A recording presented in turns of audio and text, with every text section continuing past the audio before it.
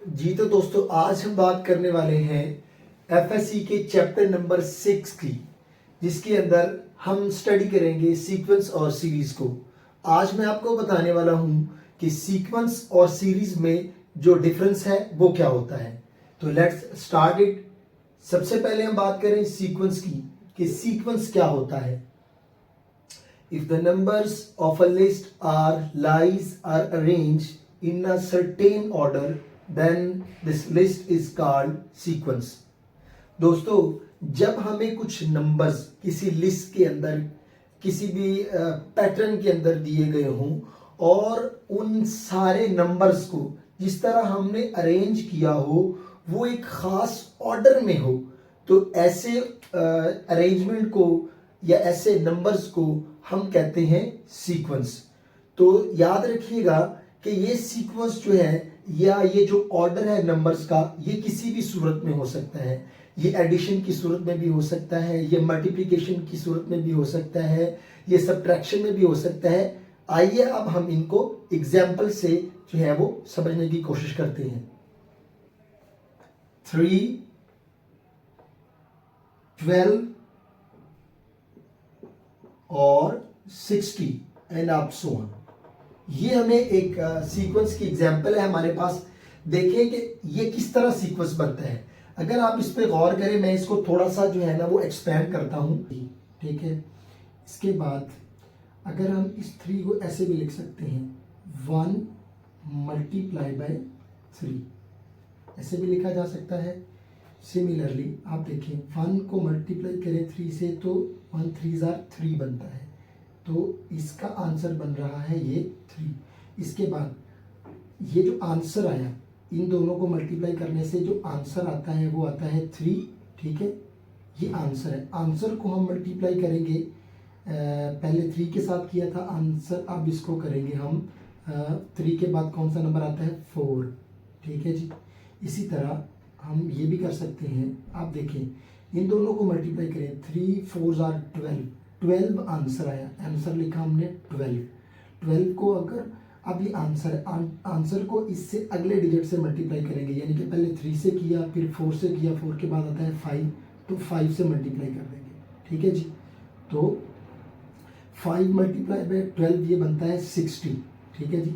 60 ये आंसर है। आंसर को इससे अगले नंबर से मल्टीप्लाई करेंगे, यानी कि 6 से मल्टीप्लाई करेंगे।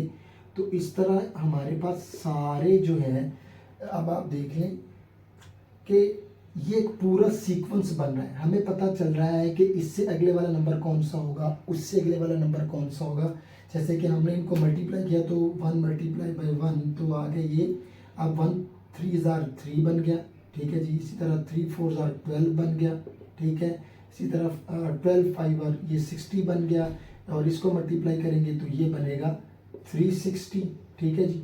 इसी तरह हमने कोई सी भी टर्म फाइंड करनी हो इससे आगे वाली, तो भी हमें पता है कि हम इस तरह इसको मल्टीप्लाई करके फाइंड आउट कर सकते हैं। जैसे कि ये 360 है ना, इन दोनों को मल्टीप्लाई किया, आंसर आ गया 360, ठीक है। 360 आंसर को पहले 6 से मल्टीप्लाई किया था, अब कर देंगे उससे नेक्स्ट नंबर से, तो 7 से मल्टीप्लाई हो जाएगा। इस तरह हम सारी टर्म्स को, इस सीक्वेंस की सारी टर्म्स को फाइंड आउट कर सकते हैं। तो इस तरह हमें पता चल गया, देखें कि ये एक खास ऑर्डर में जुड़ी हुई हैं। कैसे, पहले जो आंसर है उसको 3 से मल्टीप्लाई किया, फिर जो आंसर आया उसको 4 से मल्टीप्लाई किया, उसके बाद जो आंसर है उसको 5 से मल्टीप्लाई किया, 6 से, फिर 7 8 9 10 11। तो इसका मतलब है कि ये खास पैटर्न है, खास ऑर्डर है जिसमें ये सारे नंबर जुड़े हुए हैं। तो इसका मतलब है कि ये हमारे पास एक सीक्वेंस की एग्जांपल है, ये एक सीक्वेंस है, ठीक है जी। अब हम इसको एक और एग्जांपल से इसको थोड़ा सा और इलस्ट्रेट करते हैं। आइए देखते हैं सेकंड एग्जांपल को। अब ये हमारे पास एक सीक्वेंस है। अगर ये सीक्वेंस है तो इसका मतलब ये होगा कि इसके अगले वाला नंबर भी इसी एक पैटर्न में जुड़ा होगा। ये कौन सा पैटर्न है, कौन सा ऑर्डर है, कौन सी अरेंजमेंट है, इसको हम यहाँ पर ऐसे इलस्ट्रेट करेंगे। इसको मैं लिख सकता हूँ 1, ठीक है, और इसको मैं लिखूँगा 3/2, ठीक है जी। अब ये देखिए, अगर इसके अंदर मैं 2 को ऐड करूँ, 3 + 2, ठीक है, और इस 2 को मैं 2 से मल्टीप्लाई करूँ, ठीक है जी, 2 × 2। तो देखिए ये 3 2 5 और 3 ये 2 मल्टीप्लाई बाई 2 4 बनता है, ठीक है। इसी तरह अब ये 3 + 2 बनता है 5। देखिए 5 बन रहा है, 5 के अंदर मैंने एडिंग करनी है 2 की, ऐड करना है 2 से, ये इसका आंसर क्या बनता है, 3 + 2 का आंसर बनता है 5। 5 जो आंसर बन रहा है उसके अंदर 2 को ऐड करते जाएंगे, ठीक है। और नीचे जो होता है, देखिए इसका आंसर क्या बनेगा, 2/2 4। 4 आगे आंसर को 2 से मल्टीप्लाई करना है, ठीक है। आंसर को 2 से मल्टीप्लाई करेंगे, 2 4s are 8 वही बन रहा है, ठीक है। यानी कि जो आंसर आता जाएगा उसमें 2 को ऐड भी करना है ऊपर और 2 से मल्टीप्लाई भी करना है नीचे। अब देखिए 5 + 2 का ऐड क्या बनता है 7, ठीक है। 7/2 4 8 यही बनना है, तो इसका आंसर बना 7। इसके अंदर 2 को ऐड कर दें और ये 2 4 8 बना, तो जो आंसर आएगा उसको 2 से मल्टीप्लाई कर देना है, ठीक है। इसी तरह इन दोनों का आंसर क्या बनेगा, 7 + 2 ये बन जाएगा 9 और इन दोनों का आंसर क्या बनेगा, इसका आंसर बनेगा 16। तो इधर देखिए ये 16, यहाँ पर 2 ऐड कर दें, यहाँ पर 2 से मल्टीप्लाई कर दें, ठीक है। और इससे नेक्स्ट कौन सा होगा, वही इन दोनों का आंसर क्या बनता है 9 + 2 तो बन जाएगा 11 और ये 2 16s are 32 बनता है, ठीक है। 2 यहाँ पर ऐड कर दें और 2 को यहाँ से पर मल्टीप्लाई कर दें, तो आप देखेंगे ये जो सीक्वेंस हमें बता रहा है, ये ऑर्डर हमें बता रहा है कि ये जो हमारे पास नंबर्स इस पैटर्न में लिखे हुए हैं ये एक सीक्वेंस है। क्यों, एक खास ऑर्डर में है। खास ऑर्डर में इसका मतलब ये है कि आपके पास एक नंबर आ चुका है तो उसका अगला नंबर आपको पता होगा। जैसे हमारे पास नेचुरल नंबर्स होते हैं, 1 के बाद 2 आता है, 2 के बाद 3 आता है, 3 के बाद 4 आता है, हमें पता होता है 3 के बाद कौन सा नंबर आएगा, आपको पता है कि वो 4 है। अगर मैं आपसे कहूँ कि next set of natural number में मुझे बताएं, तो सीक्वेंस भी एक खास ऑर्डर में जुड़ा होता है। ये 3/2 है, मुझे पता है कि इसके बाद 5/4 आना है, 5/4 के बाद मुझे पता है कि 7/8 आना है, ठीक है जी। तो आई होप, तो याद रखिएगा इनको हम कहते हैं टर्म्स। तो सीक्वेंस की जितनी भी टर्म होती हैं, पहले को हम कहेंगे ये फर्स्ट टर्म है, ठीक है, ये सेकंड टर्म है, ये 2, ये 3 और ये सारी टर्म्स होती हैं। आई होप आपको इस एग्जाम्पल की समझ आ गई। एक और एग्जाम्पल आपको देता हूँ ताकि आप सीक्वेंस को बहुत ही अच्छे तरीके से समझ सकें, ठीक है जी।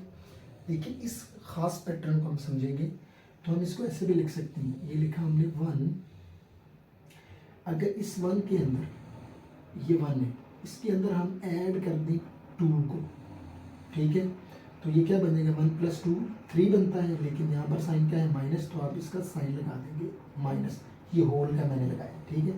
आप इसके ऊपर साइन लगा देंगे माइनस का। उसके बाद हम लिखेंगे ये 1 + 2 कितना हो गया 3, यानी आंसर 3 आया, तो हमने लिखा 3 और उसमें इस 2 को ऐड कर देंगे, आंसर में 2 को ऐड करेंगे तो ये बन जाएगा 5 और इसके ऊपर साइन लगा देंगे प्लस का, ठीक है। इसी तरह अब इसका आंसर क्या बनता है 3 + 2 5, तो हमने लिखा 5, ऐड क्या करना है 2 को ऐड कर देंगे, उसके बाद साइन लगा देंगे माइनस का, ठीक है जी। प्लस का साइन माइनस का साइन, प्लस का साइन माइनस का साइन। इसी तरह देखिए 5 + 2 तो ये बन जाएगा 7, ऊपर जो हमने लगाया हुआ है माइनस का साइन, तो माइनस का 7 बन रहा है, ठीक है जी। तो इसको देखो, इसका आंसर बन गया 7। तो जो आंसर होगा सब आंसर के अंदर हमने 2 को ऐड किया, तो आंसर आ गया 7। 7 के अंदर 2 को ऐड करेंगे, पहले हमने साइन माइनस का लगाया था, अब प्लस का लगा देंगे, ठीक है जी। और इसी तरह ये चलता जाएगा।